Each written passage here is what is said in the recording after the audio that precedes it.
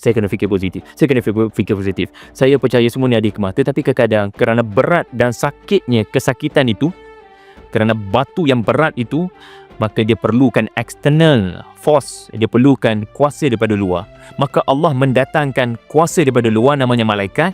Ya Allah datangkan untuk memberitahu kepada mukmin berkenaan, la takhafu, jangan takut. Kamu risau dengan masa depan kamu, jangan takut. Wala tahzanu, jangan menyesal. Jangan sedih. Jangan berkata kalau. No kalau. Apa yang akan berlaku namanya tawakal.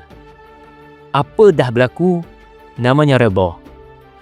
Kalau tuan-tuan puan-puan selepas Ramadan anda rasa kuat untuk hadapi apa-apa yang orang lain akan rungsing, tapi anda boleh bertenang.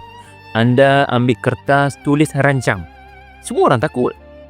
Tapi apa beza orang-orang takut tak ada iman dengan orang takut ada iman? Dia akan buat perancangan dan dia akan ada tawakal.